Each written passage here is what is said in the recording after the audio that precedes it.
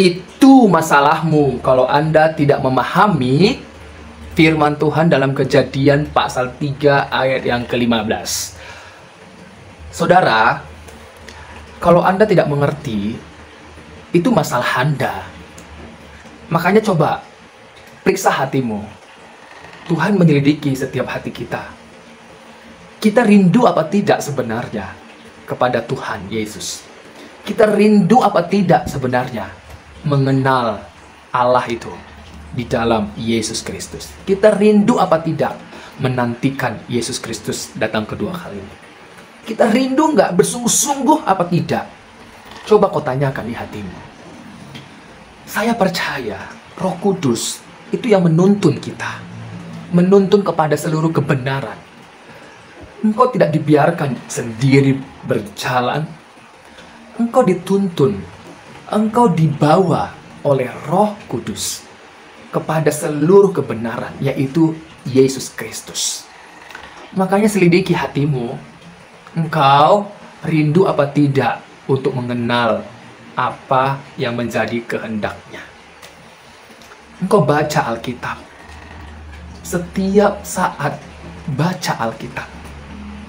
Jangan biarkan engkau melewati hari-harimu tanpa membaca firman Allah, memperkatakan firman Allah, merenungkan firman Allah. Dengan kita belajar, membaca, merenungkan, memperkatakan, biarlah itu yang menimbulkan, menumbuhkan iman kita. Karena dalam dunia ini, banyak hal yang kita hadapi. Dan semua itu biarlah mendewasakan iman kita. Kedewasaan rohani kita. Makanya sekali lagi saudara, luangkanlah waktumu untuk baca Alkitab. Luangkan waktumu. Ya, buka hatimu. Yesus mengetok hatimu. Engkau yang membukakan pintu hatimu. Ya, dan bersukacitalah di dalam Allah oleh karena Yesus Kristus. Dan hari ini saya mau share apa yang saya dapatkan dalam Kejadian pasal 3 ayat yang ke-15. Saya akan bacakan dulu dari Alkitab. Ya. Kejadian pasal 3 ayat yang ke-15. Apa isinya? Apa isinya? Ini saya sudah pelajari, saya renungkan, dan biarlah firman ini yang menerangi langkah saya.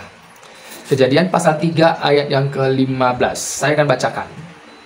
Aku akan mengadakan permusuhan antara engkau dan perempuan ini, antara keturunanmu dan keturunannya, dan engkau akan meremukkan tumitnya, keturunannya akan mengeremukkan kepalamu. Nah, di situ ada kata aku. Aku di sini adalah Tuhan Allah. Kalau kita lihat di ayat yang ke-13, 9, 8. Kemudian di sana ada kata mengadakan permusuhan. Mengadakan permusuhan. Jadi yang mengadakan permusuhan ini adalah Tuhan Allah. Dan permusuhan dalam bahasa aslinya kalau kita lihat, yaitu ve'evah, yang artinya secara harafiah itu adalah dendam kusumat. Jadi bukan dendam seperti pemahaman manusia, enggak. Jangan nanti berpikir, oh Allah itu kok pendendam ya, bukan. Tetapi di sini mengadakan permusuhan, bukan dengan manusia, tapi antara Allah dengan iblis.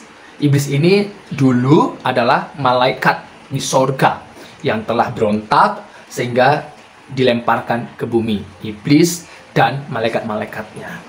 Dan di bumi mengadakan pemberontakan juga, yaitu dengan membuat bingung, kabur, ragu-ragu, membolak-balikkan firman Tuhan supaya manusia yang menerima firman itu meninggalkan Tuhan Allah. Inilah yang menjadi tujuan iblis, untuk membunuh, membinasakan. Jadi inilah alasan mengapa diadakannya permusuhan ya antara engkau, yaitu engkau di sini adalah iblis, dan perempuan ini. Nah, perempuan ini sebenarnya kalau kita bisa melihat lebih jauh lagi, maknanya adalah gereja Kristus. Gereja orang-orang percaya. Kenapa saya menangkap bahwa perempuan ini adalah gereja atau jemaat Kristus?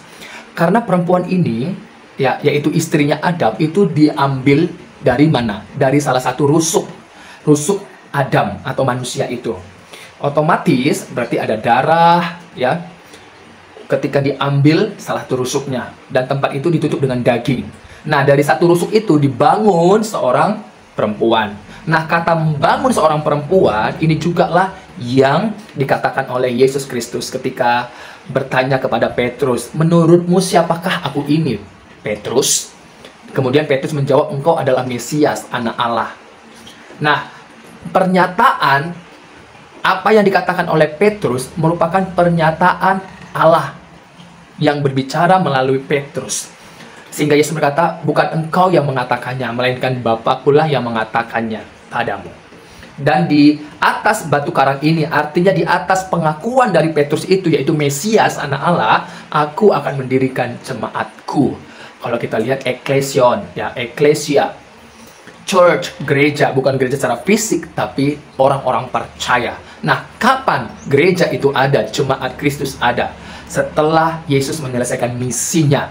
Ya, misi kehadirannya, kedatangannya menjadi korban sekali untuk selamanya. Dia setelah menyelesaikan misinya, kemudian barulah gereja lahir daripadanya. Inilah yang saya tangkap, inilah yang saya lihat jauh ke dalam, bahwa orang-orang yang percaya di dalam Yesus Kristus, dan dikatakan juga musuh kita adalah pemerintah-pemerintah di udara, penghulu-penghulu di udara, roh-roh jahat di udara. Itu musuh kita. Itu musuh kita. Musuh siapa? Gereja yang hadir setelah kematian dan kebangkitan Yesus Kristus. Jadi kita juga diincar oleh iblis dan malaikat-malaikatnya untuk membuat kita ragu terhadap firman Allah. Makanya untuk gereja-gereja Tuhan, orang-orang percaya jemaat Kristus, kita harus tunduk kepada Allah sehingga iblis lari daripada kita.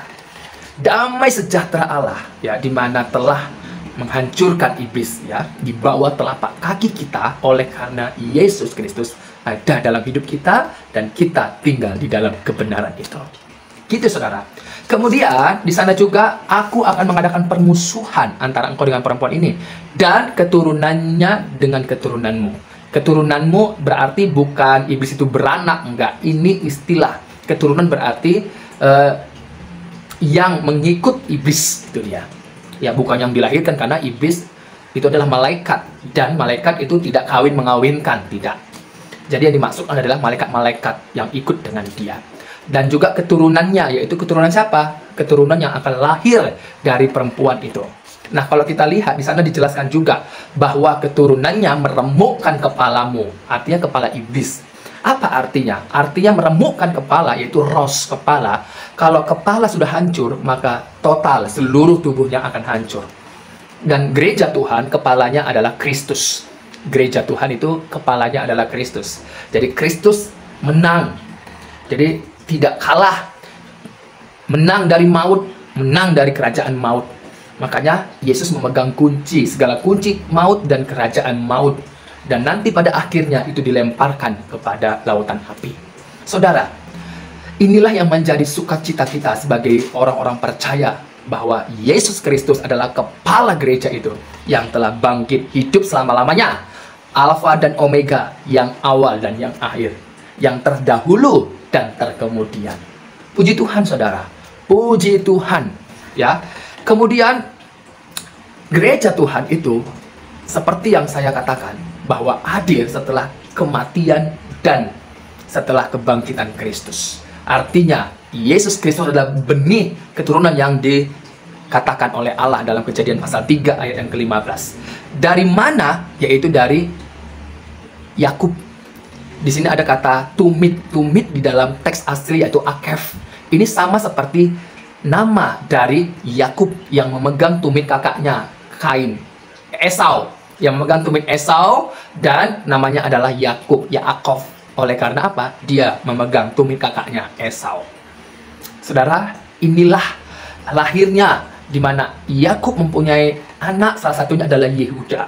Yesus Kristus ditetapkan, dijanjikan oleh Allah, di mana Mesias yang dari Allah itu hadir melalui garis keturunan perempuan itu, yaitu Yakub, dan dari Yakub Yehuda, dan dari situlah lahir yang namanya Yesus Kristus. Dari Daud, di mana Daud juga adalah garis keturunan Yehuda.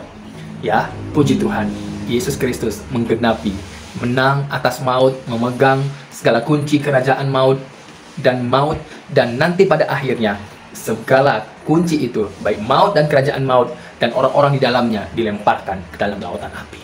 Puji Tuhan, inilah yang menjadi satu pemahaman dari saya ketika saya belajar firman Tuhan dalam pimpinan Roh Kudus.